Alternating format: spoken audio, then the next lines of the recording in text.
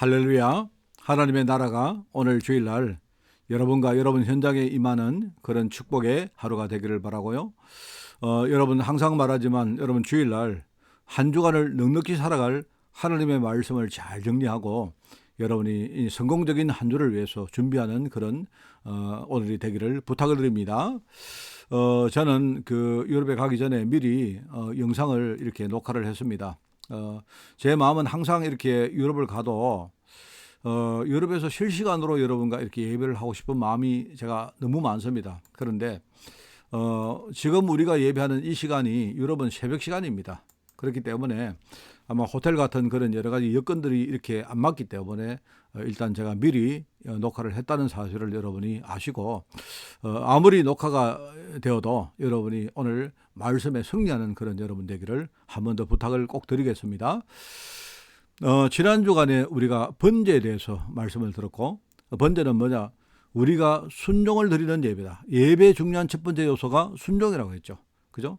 하나님은 순종의 예배를 통해서 우리의 믿음을 회복하기를 원하신다. 그게 번제입니다. 번제. 그죠? 그래서 여러분이 정말로 그 번제에 대해서 중요한 걸 알고 순종이 없는 예배는 사실은요 그 예배라고 할 수가 없습니다. 여러분이 내가 순종할 수 있는 영적 상태가 만들어질 정도로 여러분이 은혜를 받고 은혜를 가지고 여러분이 예배에 임하는 그런 여러분이 되면 됩니다. 그죠? 자, 오늘은 두 번째로 소제입니다. 소제. 그죠? 소제. 이 감사입니다. 감사. 하나님은요 감사를 받기를 원합니다. 감사와 그 감사가 그냥 감사가 아니고 우리 사명 회복하기를 원해요. 자, 그래서 오늘 중요한 언약을 여러분이 한 번 더 이렇게 붙드는 시간이 되기를 바랍니다. 예수님께서 중요한 그 비유를 여러 가지 했는데 한 대비가 되어지는 두 가지 비유를 제가 한번 소개를 하겠습니다. 예수님께서는요 불의한 돈으로라도 사람을 사라 그렇게 말씀합니다. 누가복음 16장 1절에서 13절 내용이거든요. 주인을 속인 불의한 돈을 가지고 사람을 산 일종의 지혜로운 청지기에 대한 비유입니다. 이게 이제 어떻게 보면 불의한 청지기이지만 또 다르게 말하면 지혜로운 청지기거든요. 이 비유의 중요한 핵심이 뭘까요? 이거는 뭐냐니까 도움을 받은 사람에게서 큰 축복이 나오는 이치를 말하는 겁니다. 얼마나 알겠습니까? 불의한 청지기가 주인을 속이고 그 불의한 돈을 가지고 사람을 샀는데 사람들의 자기 주인에게 이렇게 빚을 진 사람들 자기들 빚을 탕감을 해주거든요. 그러면은 여러분 있죠. 그러면 그 빚 탕감을 받은 사람들이 뭐가 나오겠습니까? 그 빚 탕감을 받은 사람들에게 뭐가 나오겠습니까? 그 사람들 안에 뭐가 나오겠습니까? 감사가 나오겠죠. 감사가. 그죠? 그러면 그 감사를 하는 그 사람들에게서 나오는 큰 축복. 여러분, 이걸 말하는 겁니다. 여러분. 그리고 나중에 청지기에 속은 주인조차도 그 청지기를요, 정죄하는 게 아니고 지혜로운 사람으로 인정을 하고 오히려 더 큰 일을 맡깁니다. 자, 여러분, 이게 중요합니다. 여러분, 이 한 가지 비유가 있고요. 또 정반대되는 비유가 또 나옵니다. 여러분, 이 정반대 상황인데요. 정반대로 도움을 받고도 감사를 모르는 사람이 나중에 완전히 망하게 되는 말씀도 합니다. 그죠? 그게 마태복음 18장 21절에서 35절까지 나오는 말씀이거든요. 용서를 모르는 무자비한 종에 대한 비유를 이야기합니다. 주인한테 큰 빚을 졌는데 이 빚을 갚지 못하니까 자기 힘으로 못 갚으니까요. 자기가 참 정정근근했는데 그런데 주인이 너무 감사하게도 이 종의 부채를 탕감을 해줍니다. 이 종이 말입니다. 부채 탕감을 받은 이 종이 금방 자기 주위에 빚을 진 동료들에게 악랄하게 부채를 막 뜯다가 나중에 그게 주인에게 발각되어서 오히려 화를 당하고 옥에 갑니다. 여러분, 이 두 가지 비유는 말하자면 감사의 진정한 힘과 가치를 말하는 겁니다. 내가 돈을 가지고 어떤 사람을 사면요, 내게 도움을 받은 그 사람이 얼마나 감사하겠습니까? 내가 든 돈보다 그 사람이 감사를 가지고 그죠? 내게 축복을 주는 것이 훨씬 더 크다는 말입니다. 그리고 반대로 이 용서받지 못할 이 무자비한 종은요, 자기는 어마어마한 부채를 탕감받았는데 얼마나 감사합니까? 그런데 사람이 금방 감사를 잃어버리니까 오히려 감사를 잃어버리고 다른 사람에게는요, 자기 동료에게는 악랄하게까지 부채를 떴다가 뭡니까?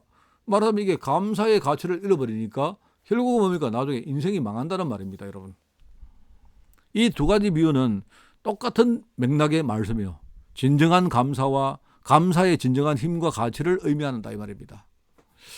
여러분, 지금 세상은 의미 없는 중심을 담지 않은 감사가 너무나 남발합니다. 과연 감사할 만한 가치를 이 사람이 알고 그걸 진짜 가지고 하는 감사인가? 아니면 의례적으로 하는 그냥 형식적인 감사인가? 여러분, 진정한 감사는요, 원래 어마어마한 많은 가치를 만듭니다. 중심이 당기지 않은 감사는 오히려 뭐랄까요? 사람들을 오히려 황폐화시킵니다. 자, 여러분, 감사가 얼마나 이게 중요한지를 한번 여러분에게 예를 들어서 한번 내가 말씀을 드립니다. 그게 뭐냐니까, 자, 원래 내가 쓸 돈을 내가 가지고 있습니다. 그죠? 자, 그리고 다른 사람은 자기가 쓸 돈을 자기가 가지고 있습니다. 사람들이 자기의 돈을 각자 자기만을 위해서 쓰는 것과 오히려 나를 위해 쓰지 않고 상대방을 위해 쓸 때에, 그죠? 그러면 뭐가 다릅니까? 내가 똑같은 100만 원이 있는데, 그죠? 그 돈 가지고 내가 나를 위해서 쓰고, 또 저 사람도 자기를 위해서 쓸 100만 원이 있는데, 그럼 각자 그 100만 원을 자기 위해 쓰는 것과 오히려 내가 쓸 돈을 저 사람 위해 쓰고 저 사람이 나를 위해 쓰면 그럼 결과가 똑같겠습니까? 겉으로 볼 때는 똑같이 보이지만은 뭐가 생기느냐? 뭐가 생기죠? 눈에 보이지 않는 큰 가치의 차이가 생깁니다.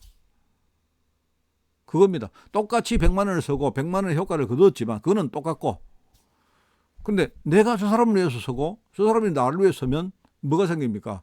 눈에 안 보이는 어쩌면 100만 원보다 더 큰 가치가 생깁니다. 이런 이유 때문에 우리가 잘 아는 공공을 위한 부조라는 개념이 생겼어요. 과거에는요, 혼자 살아가는 것이 힘든 세상이기 때문에 여러분, 사학에는 굉장히 뭐가 이렇게 없습니다. 뭐가 굉장히 부족합니다. 부족한 세상이기 때문에 우리가 동일한 가치의 재물을 가지고 있으면서도 그걸 그냥 나는 나를 위해 쓰고 저 사람은 저 사람이 쓰는 게 아니고 서로가 서로를 위해서 서로 이렇게 뭡니까? 도와주고 함으로 더 큰 부가치를 만드는 것이 그렇게 되어야 결국 전체가 생존이 가능했던 거예요. 무슨 말을 알겠습니까? 이런 의미에서 여러분, 감사는 큰 부가가치입니다. 여러분, 아까도 말했지만 내가 나를 위해서 100만 원을 쓰고 저 사람 자신을 위해서 100만 원을 쓰면 그러면 결과적으로 똑같지만 오히려 이거를 반대로 내가 저 사람을 위해서 100만 원 쓰고 저 사람은 나를 위해 100만 원 쓰는 겁니다. 그럼 돈으로 볼 때는 똑같지만 뭡니까? 내가 저 사람에 대해서 감사가 생기죠. 저 사람은 나를 위해 감사가 생기죠. 그럼 이 감사라는요, 눈에 보이는 어마어마한 가치가 생기는 거예요. 그러면 여러분도 아마 느낄 겁니다. 내가 진정한 의미의 감사를 여러분이 가지고 살면 얼마나 큰 기쁨이 생깁니까? 그렇죠? 얼마나 내가 힘이 생깁니까? 이러면서 먼저 내 자신이 살아납니다. 여러분, 누구한테 진정한 감사를 느껴본 적이 있습니까? 얼마나, 여러분, 내가 어떤 사람에게 돈 100만 원 빌렸다, 뭐 갚으면 끝이다, 그런 겁니까? 내가 진짜 요긴한 돈이 필요할 때에, 그때 나는 안 가졌는데 저 사람이 내 정말로 요긴한 돈을 빌려줍니다.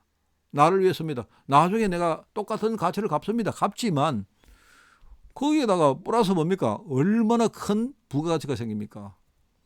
내가 정말로 그 감사를 느낄 때 진짜 기쁘고 행복하고 힘이 생기면서 이런 걸 통해서 내 자신이 굉장히 힘을 얻고 살아나는 겁니다.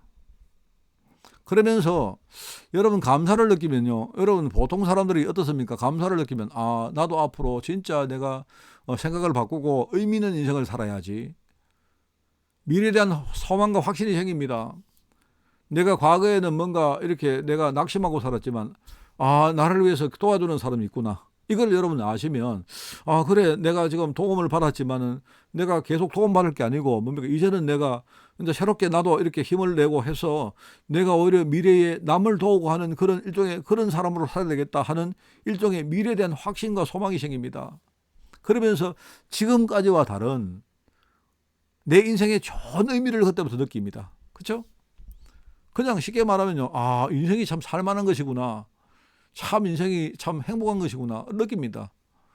그러면서 진짜 중요한 게 이겁니다. 이때부터 내 주변에 축복의 사람이라는 큰 재산이 형성이 되어집니다. 여러분, 이걸 모르는 사람은 한마디로 굉장히 어리석은 사람입니다. 어마어마한 가치가 그때부터 만들어진다 이 말입니다. 예수님께서 왜 이야기를 합니까? 예수님이 그죠? 하나님께서 이야기하죠. 먼저 범사에 감사해라. 그러면서 그 범사에 감사하는 것이 뭡니까? 그리스도 예수 안에서 우리를 향하신 하나님의 뜻이라고 하셨느냐. 앞에 제가 말했던 가지고 한 번 더 해설을 하면요. 하나님은 먼저 그리스도 안에서 내 자신이 살아나기를 원합니다. 왜 하나님 감사라고 했을까요? 네부터 살아나는 말입니다. 네가 점점 살아나는 겁니다. 그러면서 네가 이제는 이제 과거와 다른 인생을 네가 미래의 소망을 가지고 새로운 의미의 인생에 네가 도전하면서 살기를 원한다 이 말입니다. 하나님이. 그러면서 진짜 중요한 게 뭡니까? 여러분, 감사하는 사람 중심에는 주위에는요. 축복의 사람들이 굉장히 많이 생깁니다. 축복의 사람이라는 영적 재산을 진짜 소유한 영적 부자가 되기를 원한다. 그게 하나님의 계획이다 이 말입니다. 왜요? 그것이 바로 그리스도 안에 있는 새 생명, 새 소망, 새 축복이기 때문에 그래요. 여러분. 그래서 주님께서 하나님께서 뭐라 합니까? 항상 기뻐해라. 쉬지 말고 기도해라. 범사에 감사해라. 그러면서 뭡니까? 중요한 말씀하시죠. 이게 뭐냐니까 그리스도 예수 안에서 너희를 향하신 하나님의 뜻이니라. 하나님은 진짜 내가 살기를 원한다. 여러분이 진짜 살아나기를 원합니다. 하나님은요. 다른 거 관심 없습니다.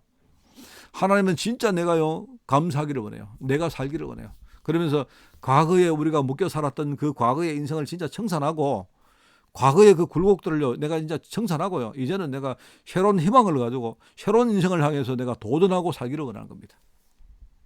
그러면서 내가요. 진짜 중요한 재산을 가진 축복의 사람이라는 재산을 가진 영적인 부자가 되기를 하나님이 진짜 원하신다.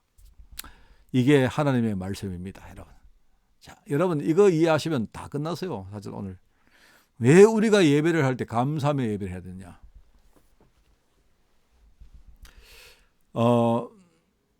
자, 그러면 내 안에 진짜 감사가 만들어지려고 하면 그러면 뭡니까? 그냥 우리가 무턱대고 감사합니다, 감사합니다 하면 안 되죠. 내게 일어난 영적 사실을 정확히 아는 것이 중요합니다. 그죠? 내가 가진 감사가 흔들리지 않고 뿌리 내린 진짜 감사가 회복되려고 하면요. 그리스도께서 내게 이루신 영적 사실을 아는 것이 중요하다 이 말입니다. 그래서 여러분이 1월 달에 들었던 메시지를 한번 상기해 보세요. 그냥 1월 달 메시지에 뭐라 하면 막연한 우리 정신승리식의 확신이 아닌 정확한 근거를 가지고 우리는 5가지 확신을 가진다. 왜요? 그게 뭡니까? 이미 이루신 그리스도께서 이루신 그죠? 하나님의 축복이기 때문에 그래요. 그래서 내가 그리스도 안에 있는 새로운 생명과 신분을 가졌기 때문에 거기서 나는 구원의 확신을 나는 누릴 수가 있습니다. 왜? 내가 그리스도 안에서 새 생명과 새 신분을 얻었기 때문에 그 분명하기 때문에요. 그래서 나는 확신이 구원의 확신이 흔들릴 필요가 없습니다. 그리고 내가 그리스도 안에서 나는요 새로운 배경과 건설을 나는 가졌기 때문에 내가 가는 현장에 어떤 문제가 와도 나는 승리할 수 있습니다. 확신 가질 수 있습니다. 승리의 확신. 그리고 그리스도 안에서 나는요 새로운 흐름의 삶을 내가 이제 사는 겁니다. 과거는 이제는요 끝났고 이제는 새로운 흐름을 향해서 내 인생을 살아가는 겁니다. 그렇기 때문에 나는 이제 끝났어요. 과거는 단절됐습니다. 그래서 거기서 나오는 일종의 죄사함의 확신, 사죄의 확신. 그냥 여러분 우리가 그냥 하는 확신이 아닙니다. 이거는 분명한 근거를 가진 확신입니다. 내가 그리스도 안에서 나는 내 새로운 사명과 내가 새로운 미래를 하나님이 우리에게 허락하신 겁니다. 그렇기 때문에 거기서 내가 중요한 인도의 확신을 가지는 거예요. 인도. 하나님이 나를 새로운 사명을 향해서 새로운 미래를 향해서 나를 이끌어 가실 것이다. 이 확신을 가진 겁니다. 그리고 내가 그리스도 안에서 이제는 새로운 관계가 만드는 겁니다. 우리 아버지가 정해졌고, 그죠? 나는 그분의 자녀고, 그죠? 그분은 나를 사랑하시고 그분은 나에게 제일 좋은 걸 주기를 원하시고 나는 지금까지 내가 하나님을 안 믿고 살았지만 이제는 내가 하나님을 믿는 새로운 믿음이 생긴 겁니다. 그렇기 때문에 내가 기도하면 하나님은 응답하시는 이 확신이 나오는 거예요. 우리가 이런 영적 지식이 깨달아지고 확인이 되면서 나중에 뭡니까? 이게 확신으로 굳어지고 이 확신에서 감사가 나오면 그 결국은 이게 축복이 되어서 내가 살고 그 결과적으로 뭡니까? 이게 타인에게 전거되니까 이제 다른 사람까지 우리 살리게 되는 겁니다. 여러분 진짜요. 그냥 쉽게 생각하세요. 여러분 주위의 사람들 가운데 여러분 감사하는 사람이 좋습니까? 여러분 진짜 아니면요. 여러분이 맨날 불평하는 사람이 좋습니까? 물어볼 것도 없지 않습니까? 또는 여러분이 그냥 말로만 그냥 감사하는 사람이 좋습니까? 진심을 담아 감사하는 사람이 좋습니까? 여러분 진짜 감사하는 사람은요. 내가 그 사람을 위해서 주고 또 주고 싶어요. 그게 우리의 마음일지인데 하나님은 어떻겠습니까? 하나님은 우리를 괴롭게 하려고 감사해라. 우리 감사하면 너희들 나중에 벌 받을 것이다. 이게 아닙니다. 그게 아니고 감사는요. 이게 뭐냐니까 굉장히 우리를 살리는 좋은 거죠. 자, 그래서 감사는 오늘 나오지 않습니까? 레위기에 기록된 다섯 가지 제사 가운데 두 번째가 소제입니다. 소제는 하나님에 대한 감사와 우리 순수한 우리의 봉사를 향한 중심을 상징합니다. 그리고 소제는 뭐라 했습니까? 고운 곡식가루를 기름과 유향과 소금에 섞어서 제사를 드리는 것이고요. 그리고 이제 말하자면 이 번제와 다른 게 뭐냐니까 소제는 하나님께 불살라 드리고 남은 부분은요 성전 제사장들이 자기들이 마음껏 묻고 누립니다. 예. 그 번제는 다 하나님이 가져가시는데 가죽은 뭐라 했습니까? 가죽은 말하면 제사장에게 사명 때문에 필요하니까 준 것이고, 그죠? 하나님이 결과적으로 다 받으신 거예요. 그런데 소제는 일종의 뭐냐니까 감사는요 그냥 불살라 드리고 나머지는요 그 제사장 우리 마음껏 누리고 먹는 겁니다. 이게 그게 감사입니다. 감사는요 하나님 은혜에 대해서 우리가 당연히 드리는 것도 여러분 내가 받은 은혜가 얼마나 큽니까? 당연히 감사해야죠. 그러나 또 다른 의미로 나를 살리는 것이고 내가 더 큰 응답을 향해서 내가 성장하는 것입니다. 그게 감사입니다. 여러분 제가 여러분 멀리 가서 죄송합니다. 오늘 어버이 주일인데 제가 우리 어르신들 생각하고 내가 여기서도 내가 마음을 담고 기도하겠습니다. 그런데 오늘 어버이 주일날 부모의 마음을 한번 생각해 보세요. 여러분 부모님들이 우리 자녀가 감사하기를 원합니다. 감사받기를 원합니다. 부모님들은요. 그죠? 그러면 그게 우리 부모님들 대부분의 생각이 내가 뭔가 대가를 구하려고 하는 그 말이 아닙니다. 그게 아니고 내 자녀가 지금요 진짜 중요한 축복을 누리면서 더 크게 성장하는 모습을 바라기 때문에 그런 겁니다. 우리 부모님들은요.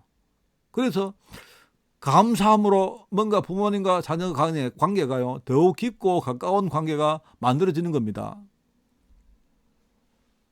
우리 자녀 가운데 이런 말을 합니다. 부모님이 너 왜 감사 안 하느냐 이러면요 그냥 이러고 자녀가 부모님한테 대듭니다. 꼭 내한테 부모가 뭘 해주고 감사받으려고 하느냐. 그런 자녀는요 그거는 내가 볼 때 일단은 그 미래가 없습니다. 그거는 내가 볼 때는 부모님의 마음을 잘 모르는 거예요. 물론 부모님 가운데 내가 뭘 해줬기 때문에 너는 갚아야 된다 이런 마음으로 하는 그런 옹졸한 부모도 많이 있습니다. 그런데 원래 부모의 마음은 그런 게 아니에요. 우리 자녀가 감사함으로 뭡니까? 나와의 관계가 더 깊어지기를 원합니다. 그러면서 자신을 살리고 뭐죠? 진짜 하나님의 응답을 향해서 더 크게 성장하기를 원합니다. 그게 감사합니다. 하나님도 똑같습니다. 우리가 인격적으로 소통하기를 원하는 하나님입니다. 그래서 하나님은요 우리의 감사를 받기를 원하는 거예요. 왜요? 내게 갚아라. 그게 아니고 하나님이 내게 뭔가 대가를 구하는 게 아니고 뭐죠? 하나님은 내가 살고 내가 누리면서 내 신앙이 점점 뭡니까? 성장해서 하나님의 수준으로 내가 하나님과 소통하기를 원하시는 거예요. 그래서 드리는 예배가 제사가 바로 소제다 이 말입니다. 아시겠죠? 여러분. 구약의 소제는 몇 가지 그 규례가 나옵니다. 순수하고 고운 가루를 드립니다. 곡식 가루겠죠? 자, 그러면서 곡식 가루를 그냥 드리는 게 아니고 그리스도의 사역을 의미하는 기름. 여러분, 우리 그리스도의 기름 붓는다 하지 않습니까? 기름. 그죠? 이 그리스도의 사역을 의미하는 기름과 그다음에 유향입니다. 유향은 우리가 향을 이렇게 사를 때에 이 향이 하늘로 올라갑니다. 그건 뭐냐니까 중요한 중보와 하나님과의 소통을 말하는 겁니다. 하나님과 축복이 뭔가 통한다는 말을 의미하는 겁니다. 바로 그 유향과, 그죠? 그리고 또 한 가지가 있습니다. 소금입니다. 소금. 소금은 뭐냐? 치유를 말합니다. 치유와 회복을 말하는 겁니다. 옛날에는 약이 귀했기 때문에요. 소금이 거의 의약품이었어요. 그래서 그리스도의 치유와 회복을 의미하는 소금을 거기다가 섞습니다. 이게 중요합니다. 그러면서 누룩이나 말하면 꿀 같은 것들은 절대로 사용하지 못하도록 금지합니다. 이거는 뭡니까? 누룩이나 꿀은 세상의 일종의 뭡니까? 약간 세상적인 그런 걸로 보는 거죠. 세상의 일종의 뭐 나쁘게 말하면 부패 타락을 말하는 거고, 일종의 세상의 뭡니까? 뭔가를 이렇게 세상 문화를 향유하는 걸 말하는 겁니다. 그거는 절대로 하나님이 받지 않는다 말입니다. 그러면서 소재 기념물을 단위에 불살합니다. 그리고 불에 태우고 남는 부분을 제사장들에게 돌립니다. 그리고 또 희한한 게요. 또 재밌는 게 있어요. 이 고운 가루를 그냥 이게 뭡니까? 기름과 유향과 소금에 섞어서 이렇게 하는 정도가 아니고, 경우에 따라서는 고운 가루를 화덕에 굽습니다. 이게 뭐 우리가 말하는 이게 빵이죠. 빵. 화덕에 굽고, 빵은 일종의 누룩을 넣기 때문에 일종의 떡입니다. 떡을 굽는 거예요. 그 다음에 철판에 붙입니다. 철판에. 그거 뭡니까? 우리 흔히 말하는 부침개입니다. 부침개. 우리요. 전이라 전. 철판에 붙이거나 또는 뭡니까? 냄비에 삶습니다. 냄비에 삶습니다. 냄비에 삶은 것들도 그것도 하나님이 받으세요. 고운 가루를 이렇게 뭡니까? 철판에 굽거나 화덕에 굽거나 철판에 붙이거나 냄비에 삶은 것을 하나님께 불살라 드립니다. 자, 그러면 여기서 말하는 내용들이 뭘까요? 몇 가지 여러분 중요한 걸 정리를 해보면 역시 마찬가지입니다. 첫째는 순수한 중심을 드리라는 겁니다. 우리 앞에 흠없는 어린 뭡니까? 수컷을 어린 뭡니까? 짐승을 드리듯이 순수한 중심을 드린 거, 고운 가루를 드린다. 이 말이 순수한 중심을 드리는 것이고요. 일종의 세상에 대한 부패와 타락을 경계하는 겁니다. 그러면서 이게 거룩한 물질로 제사장들과 함께 나눕니다. 여러분. 이게 사실은요, 이 소재는 흔히 우리가 말하는 11조의 개념하고 굉장히 유사한 겁니다. 이게. 우리가 11조를 드리면서 이게 하나님 보실 때 거룩한 구별된 말하면 물질이다. 이 말은 뭐냐니까 나중에 뭐죠? 이게 레위지파를 위해서 하나님이 드린 일종의 레위지파의 분깃이거든요. 그런 의미입니다. 그런 의미. 이게 바로 거룩한 물질로 제사장들하고 함께 나누는 물질이고요. 그리고 이게 우리가 뭐 예컨대 뭡니까? 뭐 화덕에 굽고 철판에 붙이고 냄비에 삶고 이런 말들은 뭐냐니까 우리 생활 속에서 감사한 것을 강조하는 거예요.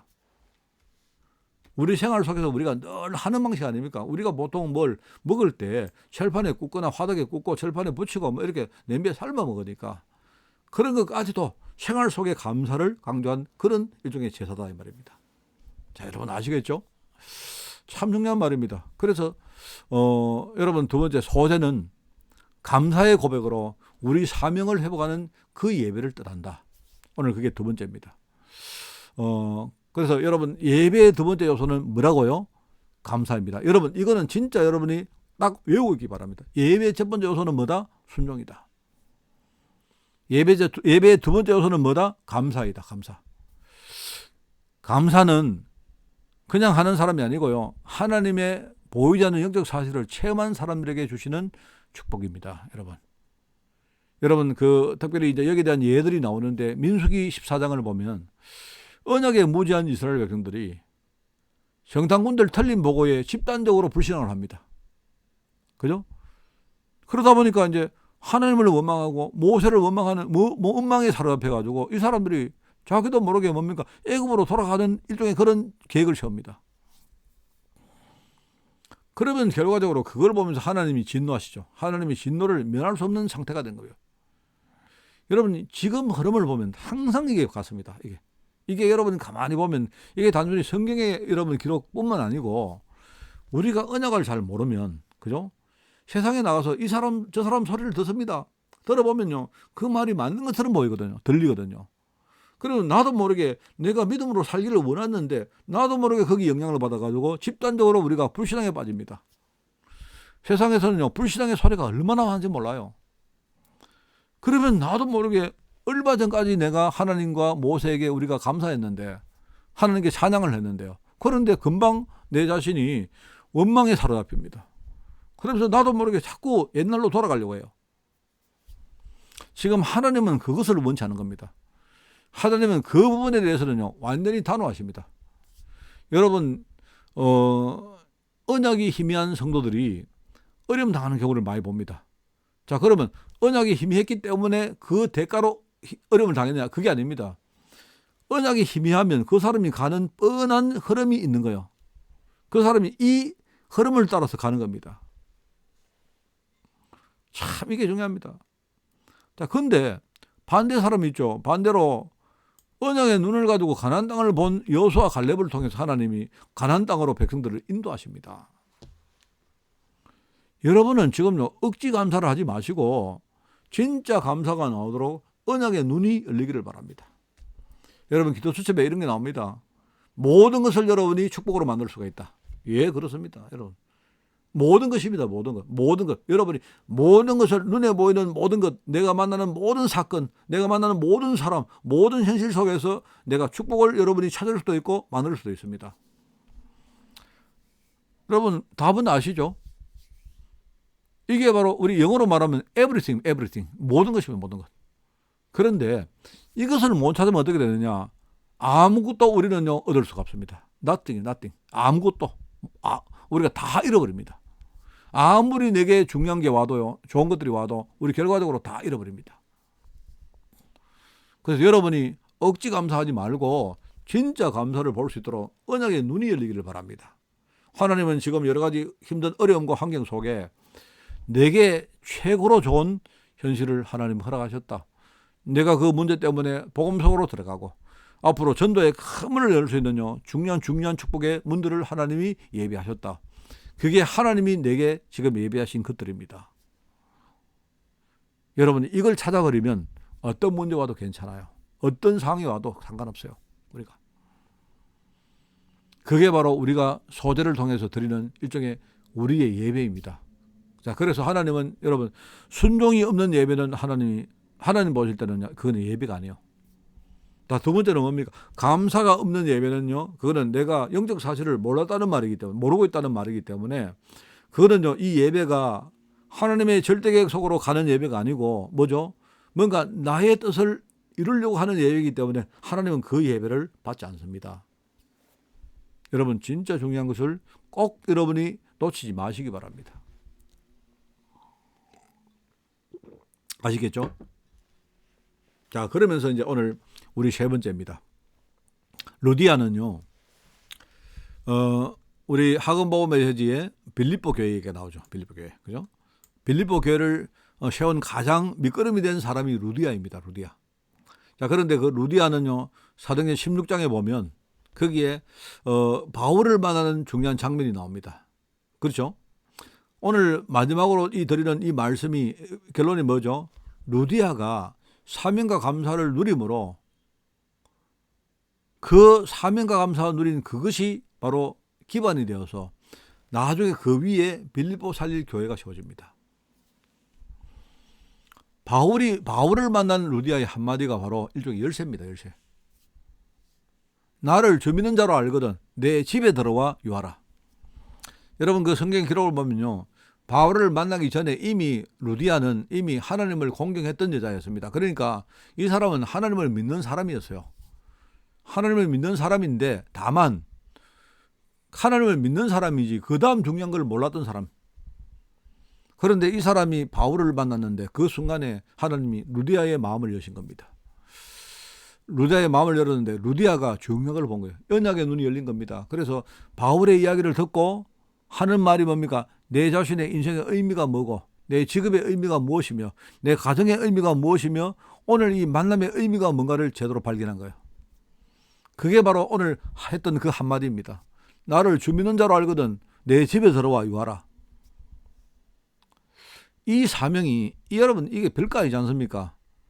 이게 뭐냐니까, 하나님이 나를 정말 이렇게 하시려고, 이런 일 때문에 하나님이 나를 이렇게 이까지 이끌어 오셨구나. 이걸 깨달은 거예요.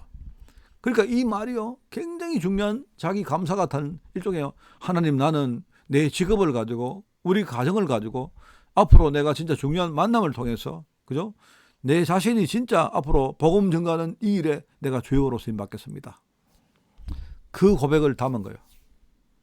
말하자면 이 간단한 그 한마디 고백이지만 그 자체가 예배입니다.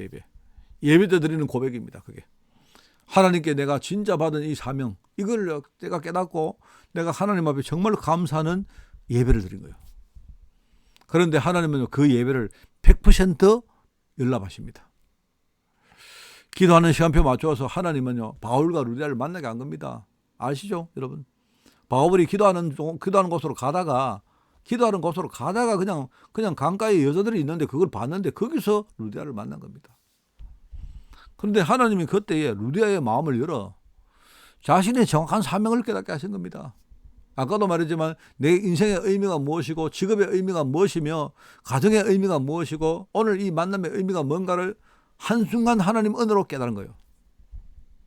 그러면서 이 가정이 나중에 센터가 되어서 빌립보에 복음을 전가하는데 나중에 뭡니까? 그때의 그 센터 위에서 뭡니까? 나중에 여러 가지 사건이 생기죠. 그 중에 하나가 귀신 들린 여종을 고치는 이 일 때문에 뭡니까? 나중에 바울과 실라가 빌립보 감옥에 갇히는 일이 생깁니다.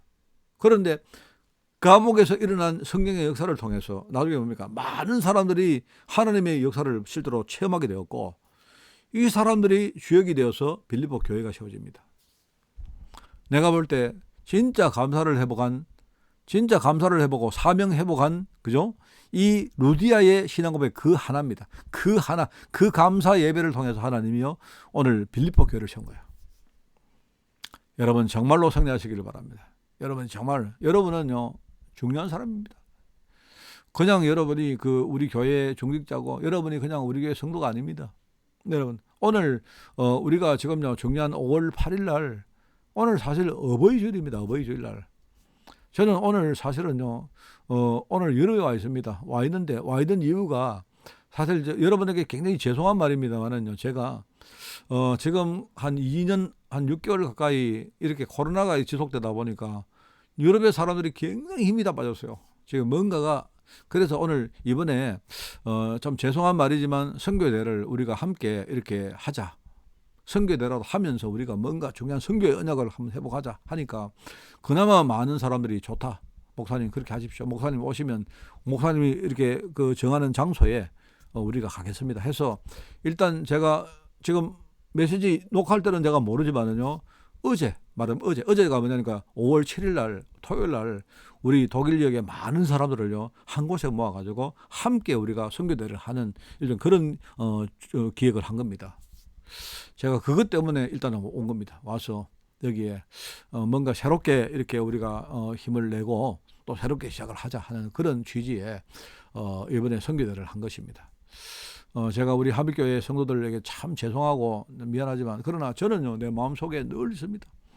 제가 누구인지 여러분이 누구인지 우리가 왜 만났는지 그죠?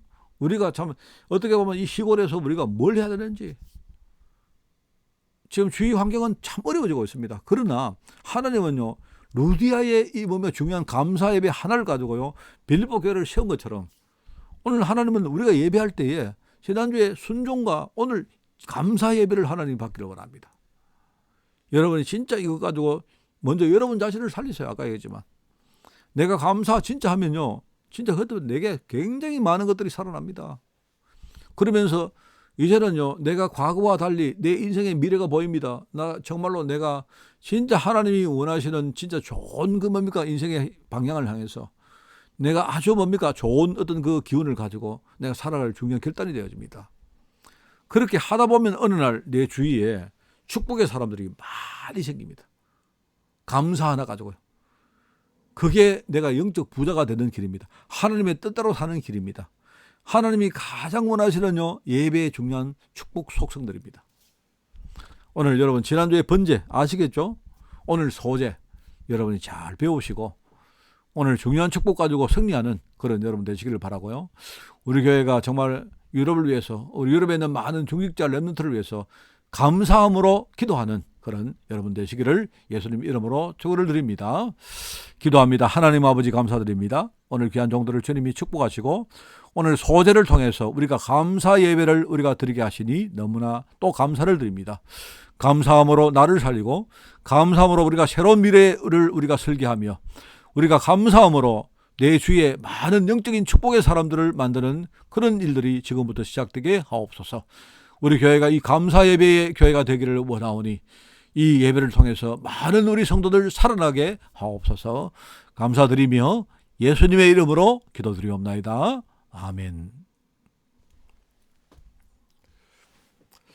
만왕의 왕 되시며 만주의 주 되신 우리 주 예수 그리스도의 은혜와 하나님의 그 놀라운 사랑하심과 성령님의 지금 함께 하심이 감사 예배를 주님께 드리며 나를 살리고 내 주위를 살리며 나아가 많은 축복의 사람들을 만나기를 원하는 모든 죄종들 머리머리 위에, 이들의 가정과 산업과 자녀들을 위해, 주의 몸된 교회 위에, 세계복음화 수고하는 제자들과 특별히 유럽 현장 중직자들 관련들을 위해 지금부터 영원까지 항상 함께 계실지어다. 아멘.